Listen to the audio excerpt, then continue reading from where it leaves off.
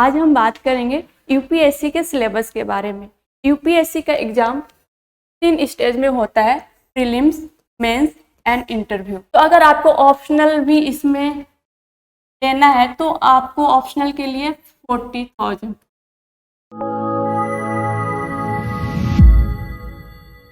Hello everyone, I am Anju Kumari, a career psychologist of योजना IAS।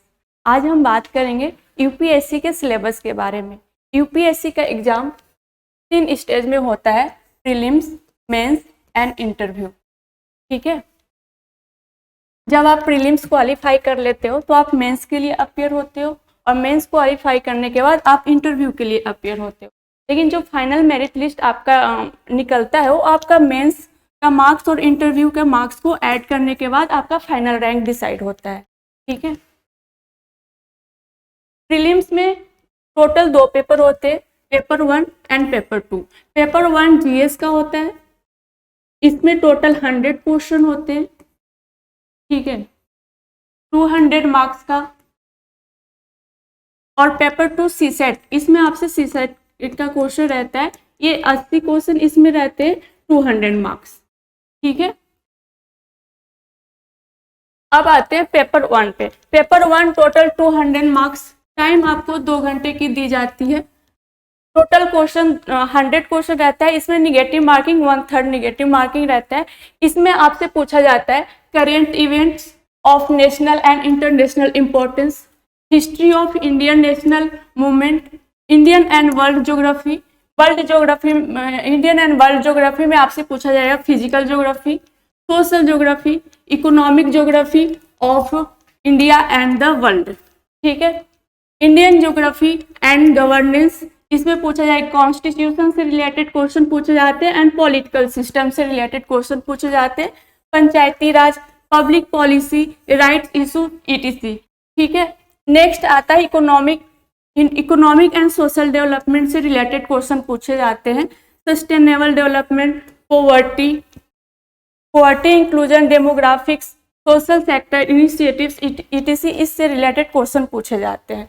Next general issue of environmental ecology, biodiversity, climate change, इससे related question पूछे जाते हैं and general science से related question पूछे जाते हैं। अब बात ये आती है कि इससे रिलेटेड किस टाइप के क्वेश्चन पूछे जाते हैं। कुछ क्वेश्चन आपका आता है डायरेक्ट फैक्चुअल क्वेश्चन भी इससे पूछे जा सकते हैं और कुछ अंडरस्टैंडिंग बेसिस पे क्वेश्चन पूछे जाते हैं। और जैसे कि आपने देखा current events of national and international importance, तो इससे रिलेटेड आपका करंट से, जैसे कोई टॉपिक है उसको करंट से रिलेट करके भी क्वेश्चन पूछे जाते हैं, वो आपका बेसिक अंडरस्टैंडिंग पे डिपेंड करता है। ठीक है, इसका एग्जाम्पल मैं आपको देना चाहूंगी।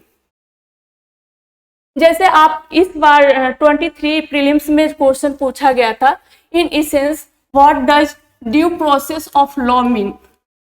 इसके लिए आपको सबसे पहले जरूरी है, अगर आपको सब्जेक्ट का नॉलेज है, सब्जेक्ट का हर कॉन्सेप्ट आपका क्लियर है, तो आप इजिली क्वेश्चन सॉल्व कर सकते हो। यहाँ आपको सबसे पहले जरूरी है कि इसका मीनिंग क्या है, क्वेश्चन क्या पूछ रहा है, किस टॉपिक से है, किस सब्जेक्ट से रिलेट करता है। अगर आप ये जान लेते हो तो आप इजिली क्वेश्चन सॉल्व कर सकते हो।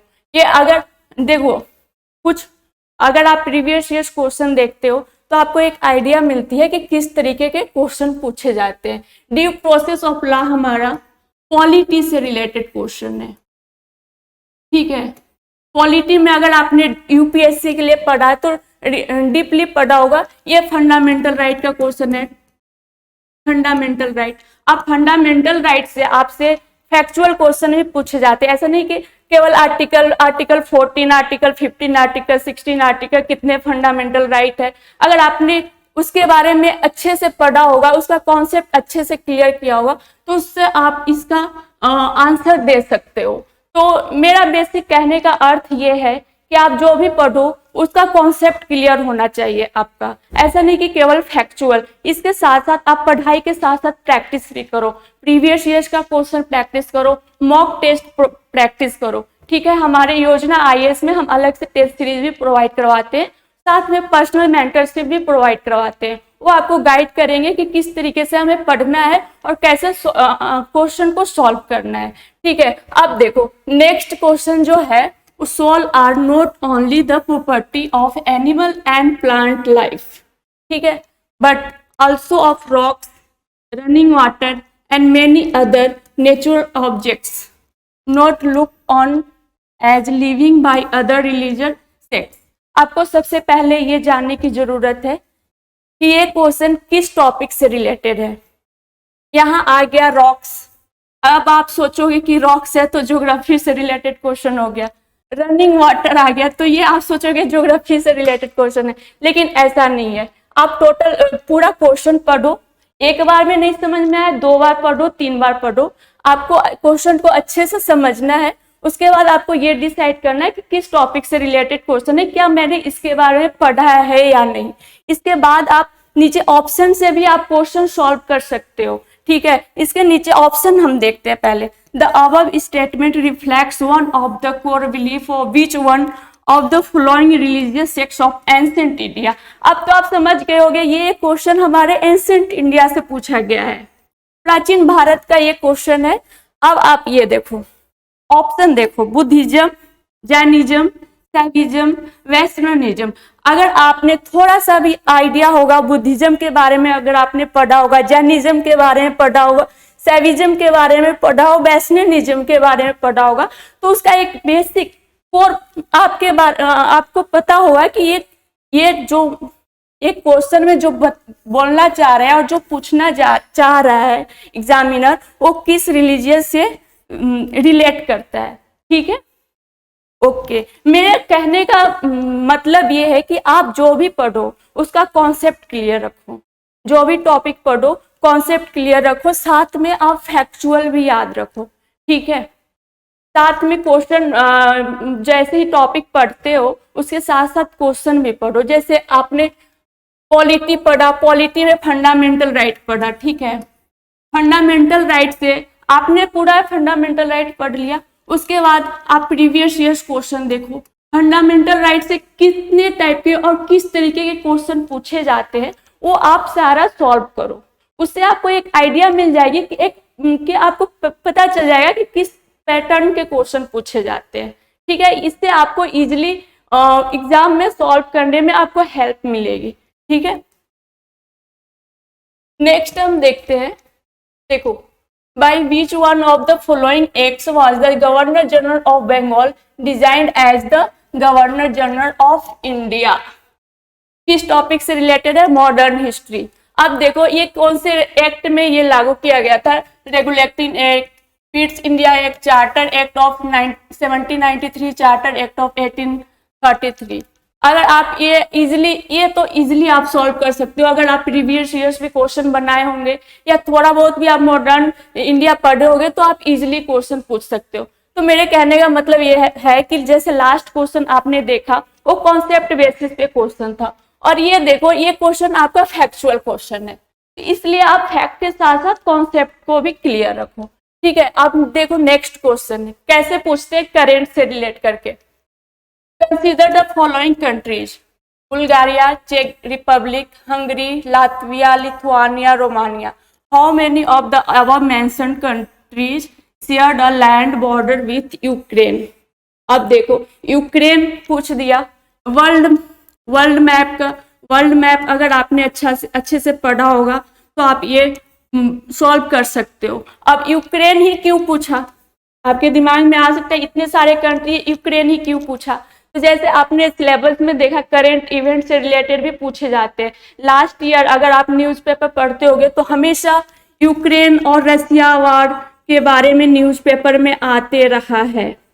ठीक है, वहां से आपको ये प्लेस लेकर उसके बारे में आपसे पूछ लिया गया। तो मेरे कहने का मतलब ये है, जैसे आप करंट बहुत सारे बच्चे ये पूछते हैं कि मैम न्यूज़पेपर कैसे पढ़े, करंट से किस तरीके के क्वेश्चन पूछे जाते हैं, तो मैं उसका एग्जांपल यहाँ दे रही हूँ। अगर न्यूज़पेपर अगर आप पढ़ रहे हो उसमें जो भी कंट्री अभी न्यूज में आ रही है या जो भी प्लेस जो इम्पोर्टेंट है उसको वर्ल्ड मैप पे लोकेट करना अभी से स्टार्ट कर दो और उसका रिवीजन करते रहो।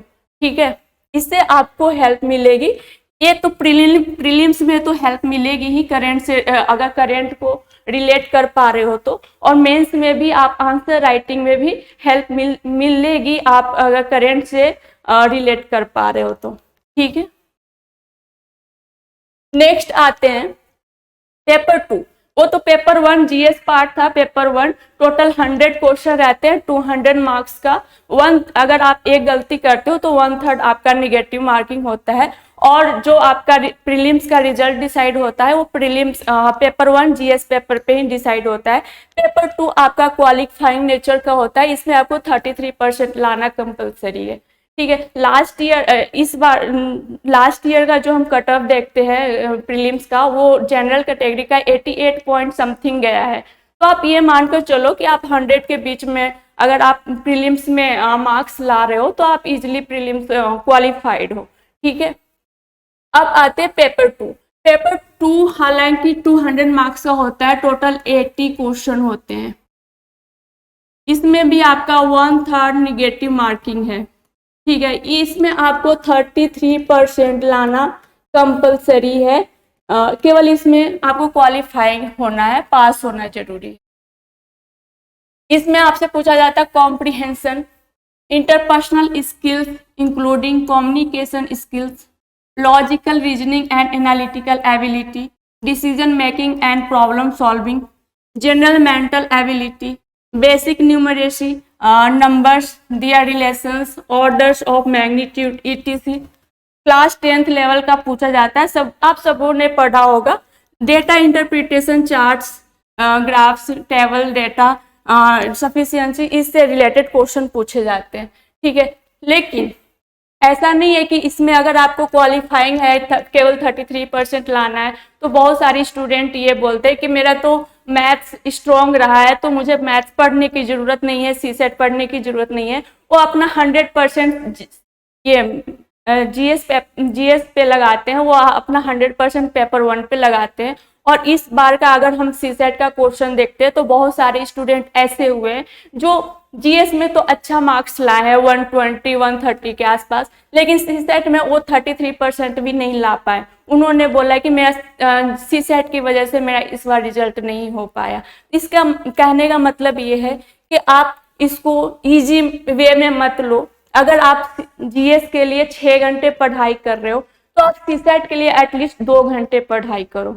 ठीक है, क्योंकि ये भी आपके लिए उतना ही जरूरी है जितना कि जीएस पेपर 1 जरूरी है। ठीक है, अगर इसमें आप फेल होते हो तो आपका सारा मेहनत बेकार जाता है। इसलिए जरूरी है कि आप इसको भी पढ़ो और जीएस को भी पढ़ो, दोनों को बैलेंस करके पढ़ो ताकि आप 33% ला सको। ठीक है, इसमें भी आपको प्रैक्टिस करने की जरूरत है, ज़्यादा प्रेशर लेने की जरूरत नहीं है। जितना ज़्यादा क्वेश्चन प्रैक्टिस करोगे आपके लिए सही होगा। मैं आपको एग्जाम्पल के रूप में आपको दिखाती हूँ किस तरीके से इसमें पूछे जाते हैं क्वेश्चन रीजनिंग से रिलेटेड। इस तरीके का मैंने रीजनिंग का ही एग्जाम्पल लिया है। ये देखो, अगर ZERO is written as CHUR, then how is PLYER written. ये आपको रीजनिंग में लॉजिक लगाना होता है कि ZERO किस तरीके से कनेक्टेड है CHUR से, उसी तरीके से हमें ये आइडिया लगाना होता है। या ये आप ऑप्शन के थ्रू भी सॉल्व कर सकते हो कि PLYER किस तरीके से रिलेटेड है और इसमें से कोई एक ऑप्शन आपको चूज करना है। ठीक है, उसी तरीके से आपसे रीजनिंग का दूसरा क्वेश्चन मैं आपके सामने लाती हूँ। Choose the group which is different from the others. इसमें आपको दिखाया गया है कि कोई ऐसा ग्रुप है जो ये तीनों ग्रुप से डिफरेंट है, क्योंकि इसमें कुछ तो सिमिलरिटी होगा। ये इससे किस तरीके से रिलेट कर रहा है, किस तरीके से रिलेट कर रहा है, ये आपको आइडिया होगा प्रैक्टिस करने से। और इसका क्लास हमारे यहाँ अगर आप फाउंडेशन कोर्स में एडमिशन लेते हो तो हम आपको कंप्लीट तैयारी करवाते हैं। यहाँ जीएस प्लस सीसेट की कंप्लीट तैयारी करवाते हैं। इसमें प्रीलिम्स मेंस इंटरव्यू पूरी कंप्लीट तैयारी करवाते हैं। ऐसा नहीं कि सीसेट के लिए हम आपको अलग से क्लास प्रोवाइड करवाएं, यहाँ हम सारा कंबाइंड आपकी तैयारी होती है। ठीक है, नेक्स्ट आते हैं, जब आप प्रीलिम्स क्वालिफाई कर लेते हो तो आप मेंस के लिए अपियर होते हो। मेंस का एग्जाम रिटेन होता है, इसमें आपको लिखना होता है, ठीक है। इसमें टोटल 9 पेपर होते हैं, 7 जीएस का, 7 में से 2 आपका लैंग्वेज पेपर होता है और एक एसए पेपर होता है और 4 जीएस का पेपर होता है, जीएस पेपर 1 2 3 4, और दो पेपर आपका ऑप्शनल का पेपर होता है, ठीक है। लैंग्वेज पेपर आपका क्वालिफाइंग नेचर का होता है, ठीक है। लैंग्वेज पेपर 300 मार्क्स का होता है, 300 मार्क्स। इसमें क्वालिफाई करने के लिए आपको 25% लाना कंपलसरी है, या तो 75 मार्क्स। बेसिक, इससे रिलेटेड बेसिक क्वेश्चन पूछे जाते हैं, जो आपने ग्रामर से रिलेटेड क्वेश्चन पूछे जाते हैं।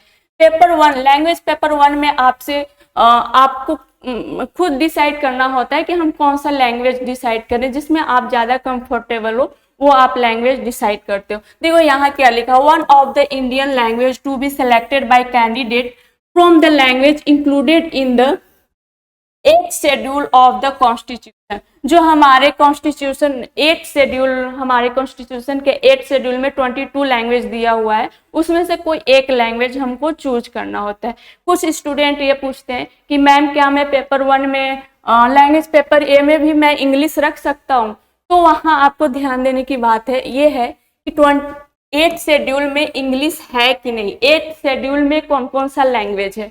तो यहाँ आप देखो 8th शेड्यूल में कौन कौन सा लैंग्वेज है, असमीज, बंगाली, गुजराती, हिंदी, कन्नड़, कश्मीरी, कोंकणी, मलयालम, मणिपुरी, मराठी, नेपाली, उड़िया, पंजाबी, संस्कृत, सिंधी, तमिल, तेलुगु, उर्दू, बोडो, संथाली, मैथिली एंड डोगरी। यहाँ आपको ये सारे लैंग्वेज दिया हुआ है, इसमें से कोई एक लैंग्वेज आप चूज कर सकते हो जिसमें आप ज्यादा कंफर्टेबल हो।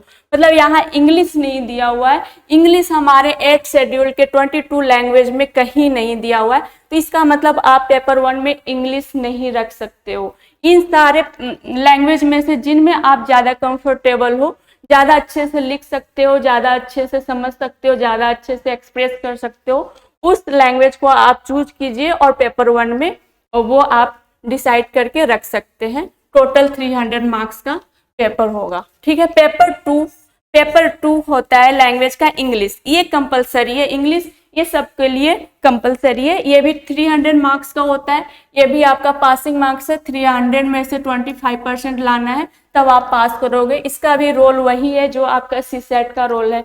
इसमें भी अगर आप क्वालिफाई नहीं करते हो तो अगर आप बाकी पेपर में पास हो जाते हो, अच्छा नंबर लाते हो, तो आपका मेहनत बेकार जाता है। इसी तरह आपको इसमें भी क्वालिफाई होना बहुत जरूरी है, ठीक है। इग्नोर, किसी भी सब्जेक्ट को इग्नोर नहीं करना है। ऐसा नहीं कह रहे वो पासिंग मार्क्स है तो वो तो ऐसे ही पास हो जाएंगे, ऐसी कोई बात नहीं है। आपको प्रैक्टिस हर चीज की करनी है, हर सब्जेक्ट की करनी है, चाहे वो उसमें पासिंग मार्क्स ही लाना क्यों ना हो, ठीक है। अब हम आते हैं उन पेपर पे जिसका मार्क्स हमें मेरिट लिस्ट में काउंट होगा। Papers to be counted for merit list. इसमें देखो पेपर 1 में होता है एसे टोटल 250 मार्क्स के होते हैं, ठीक है। एसे टोटल 250 मार्क्स के होते हैं, इसमें टोटल 8 क्वेश्चन होते हैं, ठीक है। जो 2 सेक्शन में डिवाइड होता है, section A and section B. Section 1 में 4 क्वेश्चन होते हैं एंड सेक्शन बी में 4 क्वेश्चन होते हैं। ये आपको ये है कि इन सेक्शन ए से 4 क्वेश्चन में से कोई एक क्वेश्चन आपको सिलेक्ट करना है, उस पर आपको आंसर ऐसे लिखनी है, और सेक्शन बी में भी 4 क्वेश्चन में से कोई एक आपको सिलेक्ट करना है, उस पर आपको ऐसे लिखनी है। मतलब टोटल 2 क्वेश्चन का आपको ऐसे लिखनी है। इसमें मार्क्स एक पेपर का 120 मार्क्स प्लस सेकंड क्वेश्चन के लिए 120 मार्क्स, एक तो टोटल 250 मार्क्स का आपका एसे होता है। इसमें आपको 1000 से 1200 वर्ड्स में आपका एसे लिखना होता है, तो इसके लिए भी आपको स्टार्टिंग से प्रैक्टिस करनी है। कंटेंट जब तक आपके पास नहीं रहेगा आप एसे कैसे लिख पाओगे। तो कंटेंट के लिए आपको डेली न्यूज़पेपर पढ़नी है, सब्जेक्ट से रिलेटेड क्वेश्चन, सब्जेक्ट से रिलेटेड आपको क्वेश्चन पढ़नी है, साथ में उसका कंटेंट भी पढ़नी है। ठीक है, हमेशा करंट से हमेशा आप करंट से जुड़े रहें। ठीक है, क्योंकि करंट आपके लिए बहुत इम्पोर्टेंट है, वो आपके मेंस में भी काम आते हैं, प्रीलिम्स में भी काम आते हैं, और इंटरव्यू में भी आपसे करंट से रिलेट करके क्वेश्चन पूछे जाते हैं। ठीक है, नेक्स्ट आता है पेपर 2 जनरल स्टडीज 1। ये टोटल 250 मार्क्स का होता है। इसमें आपसे पूछा जाता है Indian heritage and culture, history and geography of the world and society से रिलेटेड क्वेश्चन पूछे जाते हैं। ठीक है, पेपर 3 जो जनरल स्टडीज 2, इसमें भी 250 मार्क्स का क्वेश्चन पूछा जाता है। इसमें आपसे पूछा जाता है governance, constitution, polity, social justice and international relations. ठीक है, पेपर 4 में जनरल स्टडीज 3 में आपसे 250 मार्क्स का होता है। इसमें आपसे पूछा जाता है technology, economic development, biodiversity, environment, security and disaster management से रिलेटेड क्वेश्चन पूछे जाते हैं। मैं आपको बता दूं कि जीएस में जो भी पेपर 1, 2, 3, 4, इसमें आपको टोटल 20 क्वेश्चन रहते हैं। 10 आपका क्वेश्चन रहेगा 10 मार्क्स का, जिसको आपको आंसर करना है 150 वर्ड्स में, और 10 क्वेश्चन आपका रहेगा 15 मार्क्स का, जिसका आंसर आपको करना है वो 250 मार्क्स में। ठीक है, 250 वर्ड्स में आपको आंसर करना है 15 मार्क्स के लिए। ठीक है, पेपर 5 में आपका जनरल स्टडीज 4 आता है 250 मार्क्स का। इसमें आपसे इथिक्स, इंटीग्रिटी एंड एप्टीट्यूड से रिलेटेड क्वेश्चन पूछे जाते हैं। इथिक्स में इसमें आपसे केस स्टडीज से क्वेश्चन पूछे जाते हैं, जो जैसे कि अभी दिल्ली में बाढ़ की खबर आई थी, तो इस पे भी, फ्लड से भी रिलेटेड आपसे केस स्टडी से क्वेश्चन पूछे जा सकते हैं। तो इसलिए आप न्यूज़पेपर से हमेशा अपडेट रहिए। ठीक है, पेपर 6 ऑप्शनल सब्जेक्ट होता है, पेपर 1 250, और जैसा कि मैंने आपको बताया ऑप्शनल सब्जेक्ट, ऑप्शनल आपको खुद डिसाइड करना होता है। आपको कोई एक सब्जेक्ट डिसाइड करना होता है जिसमें आप ज़्यादा कंफर्टेबल हो। ठीक है, उसके अकॉर्डिंग आप ऑप्शनल डिसाइड करो, क्योंकि ऑप्शनल का वेटेज बहुत ज़्यादा है। ये आपका टोटल 500 मार्क्स का आपका ऑप्शनल होता है। इसमें 2 पेपर होते हैं, पेपर 1 एंड पेपर 2। ठीक है, पेपर 1 आपका 250 मार्क्स का होता है एंड पेपर 2 250 मार्क्स का। ठीक है, तो टोटल आपका 500 मार्क्स का आपका ऑप्शनल हो गया। टोटल आपका जो मेंस का मार्क्स होता है, जिसपे आपका मेरिट बनता है, वो टोटल 1750 मार्क्स का आपका टोटल मेंस होता है। ठीक है, जब आप मेंस क्वालिफाई कर लेते हो तो आप इंटरव्यू के लिए अपीयर होते हो।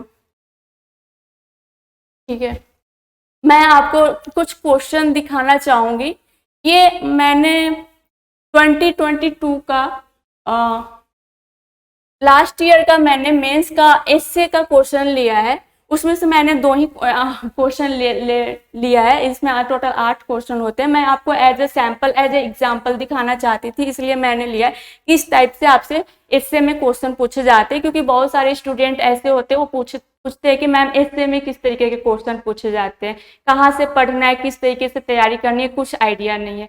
तो मैं आप सबको ये गाइड करना चाहूँगी कि आप सबसे पहले प्रीवियस ईयर्स का क्वेश्चन देखें। ठीक है, चाहे वो प्रीलिम्स का हो, मेंस का हो, एसए का हो। ठीक है, ये आपके लिए सही होगा। उससे आपको एग्जाम के पैटर्न के बारे में सही जानकारी मिलेगी, क्योंकि यूपीएससी के एग्जाम क्लियर करने के लिए आपको एक सही डायरेक्शन में, सही रणनीति के द्वारा तैयारी करने की जरूरत होती है। ठीक है, एसए के क्वेश्चन आपको इस तरीके से पूछे जाते हैं। Forest are the best case studies for economic excellence. ठीक है, सेकेंड क्वेश्चन है the time to repair the roof is when the sun is shining. समझ में आ रहा है? जब तक कि आपके पास कंटेंट नहीं है, अंडरस्टैंडिंग नहीं है, आप कुछ नहीं लिख पाओगे इसमें।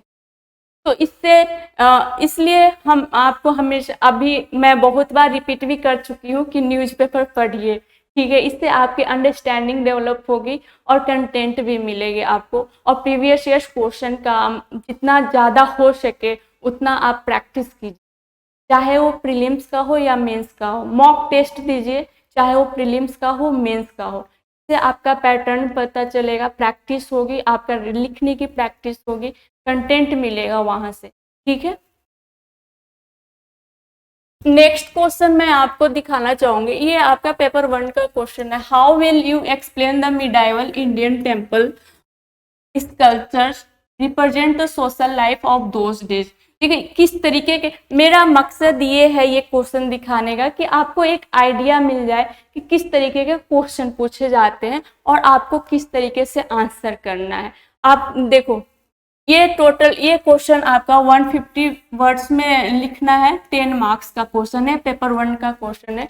इसमें आपको किस, अगर आप प्रैक्टिस नहीं किए हो, इसके बारे में आप पढ़े नहीं हो, तो आपको कुछ नहीं पता चलेगा इसमें हम लिखे कहाँ से, शुरुआत कहाँ करें, क्या लिखना है, इंट्रो में क्या लिखना है, बॉडी में क्या लिखना है, कंक्लूजन क्या लिखना है, वे फॉरवर्ड क्या लिखना है। ठीक है, तो इसलिए आप अच्छे से टॉपिक, जो भी टॉपिक आप पढ़ रहे हो अच्छे से पढ़ो, उसका हर कॉन्सेप्ट आपको क्लियर होना चाहिए। साथ में आप मैपिंग पे भी ध्यान दो, जहां मैपिंग की जरूरत है वहां आप मैपिंग ड्रॉ करो। ठीक है। नेक्स्ट क्वेश्चन मैं आपको दिखाना चाहूंगी एज ए एग्जाम्पल के तौर पे, describing the distribution of rubber production countries indicate the major environmental issues faced by them. ये आपका टोटल 250 वर्ड्स में लिखना है, 15 मार्क्स का। ठीक है, ये ज्योग्राफी का, वर्ल्ड ज्योग्राफी से रिलेटेड क्वेश्चन है और ये रबर प्रोड्यूसिंग कंट्रीज के बारे में लिखना है। इसमें भी आपको एक आइडिया मिलनी चाहिए कि इसमें हमें क्या, इंट्रोडक्शन में क्या लिखना है। शुरुआत सबसे ज्यादा ये होता है, बहुत सारे बच्चे ये होते हैं, मैम आंसर कैसे लिखें, मैम आंसर की शुरुआत कहाँ से करें, इंट्रो पार्ट में क्या लिखना है। ठीक है, तो आपको जब तक आप प्रैक्टिस नहीं करोगे, एटलीस्ट आप शुरुआत तो करो, आपके दिमाग में जो है, जो आप लिखना चाहते हो एटलीस्ट वो लिखो पहले। ठीक है, धीरे धीरे वो वो जैसे प्रैक्टिस करोगे ना, खुद वो सुधार, इम्प्रूवमेंट आपको खुद दिखने लगेगा। ठीक है, इसलिए हम योजना आईएएस में अलग से मेंस आंसर प्रैक्टिस भी करवाते हैं। ठीक है। नेक्स्ट क्वेश्चन मैं आपको दिखाना चाहूंगी, ये पॉलिटी का क्वेश्चन है। Right of movement and residence throughout the territory of India are freely available to Indian citizens, but these rights are not absolute। किस टॉपिक से रिलेटेड क्वेश्चन है, सबसे पहले आपको ये जानकारी होनी चाहिए। एब्सोल्यूट मतलब क्या होता है, नॉट एब्सोल्यूट लिखा हुआ है, इसमें हमें लिखना क्या है समझ में नहीं आ रहा है। जब तक आपका कॉन्सेप्ट क्लियर नहीं होगा, जाहिर सी बात है आपको समझ में नहीं आएगी। ये आपको आंसर लिखना है 150 वर्ड्स में, 10 मार्क्स का क्वेश्चन है। ठीक है। नेक्स्ट मैं आपको क्वेश्चन का दिखाना चाहूंगी। Discuss global warming and mention it's effects on the global climate. Explain the control measures to bring down the level of greenhouse gases which cause global warming in light of the Kyoto Protocol 1997। Global warming तो हमेशा news में रहता है और वो हमेशा newspaper में आते रहता है, करंट से रिलेटेड क्वेश्चन है। पेपर 3 का क्वेश्चन है ये। ठीक है, ये पेपर 2 का क्वेश्चन है। ये आपको 250 वर्ड्स में लिखना है, 15 मार्क्स का क्वेश्चन है। ये तो ग्लोबल वार्मिंग के बारे में आपको आइडिया होगा, लेकिन आपको कुछ अलग लिखना है बच्चों। जैसे कि वहाँ तो आप ही नहीं, वहाँ और भी बच्चे एग्जाम दे रहे हैं और आपको ऐसा आंसर लिखना है जो बाकी से अलग हो, थोड़ा सा डिफरेंट हो। उसमें आप थोड़ा क्रिएटिविटी, मैपिंग ड्रॉ कर दो, डेटा आप वहाँ शो कर दो, जो भी है आप थोड़ा सा डिफरेंट लिखोगे तभी आपको मार्क्स मिलेगी। नेक्स्ट है, मैं आपको एक और क्वेश्चन दिखाना चाहूंगी। Write short notes on the following 30 words each. Constitutional morality, conflict of interest, probity in public life, challenges of digitalisation, devotion और टू ड्यूटी। ये आपका इथिक्स का पेपर 4 का क्वेश्चन है। ठीक है, ये पेपर 4 का क्वेश्चन है। इस तरीके से आपसे पेपर 4 में क्वेश्चन पूछा जाता है। इसके अलावा पेपर 4 में आपसे केस स्टडीज पूछे जाते हैं, उसमें आपको कंडीशन दिया जाएगा और उससे रिलेटेड आपसे प्रॉब्लम सॉल्विंग तरीके का क्वेश्चन पूछे जाते हैं कि किस तरीके से आप डिसीजन ले सकते हो, किस तरीके से आप प्रॉब्लम सॉल्व कर सकते हो, ये सब उसमें पूछे जाते हैं। मेरे ये सारे क्वेश्चन दिखाने का मेरा यहाँ मकसद ये था कि आपको एक बेसिक आइडिया लग जाए कि किस तरीके से क्वेश्चन पूछे जाते हैं और आपको किस तरीके से तैयारी करनी है। क्योंकि अगर आप केवल बुक पढ़ोगे, केवल आप टॉपिक पढ़ते जाओगे, आपको आइडिया ही नहीं है कि इस यहाँ से किस तरीके का क्वेश्चन पूछे जाते हैं, तो आप भले ही आप एक बुक को 4 बार रिवाइज कर चुके हो और प्रैक्टिस नहीं किए हो, तो क्वेश्चन आपसे पूछे जाएंगे तो आप थोड़ा सा तो आपको नर्वस होगी कि अरे यार ये तो डायरेक्ट क्वेश्चन नहीं आए हैं, उसमें हम क्या लिखें, कैसे सॉल्व करें। ठीक है, अगर इसलिए आप जो भी टॉपिक पढ़ रहे हो ना, उससे रिलेटेड प्रीलिम्स का क्वेश्चन, मेंस का क्वेश्चन आप सॉल्व करते चलो और साथ में प्रैक्टिस भी करो। ठीक है, अगर आप मेंस क्वालिफाई कर लेते हो तो इंटरव्यू टोटल 275 मार्क्स का आपका इंटरव्यू होता, जो पर्सनालिटी टेस्ट बोलते हैं। इसमें आपको बेसिक आपकी पर्सनालिटी के बारे में जानी जाती है।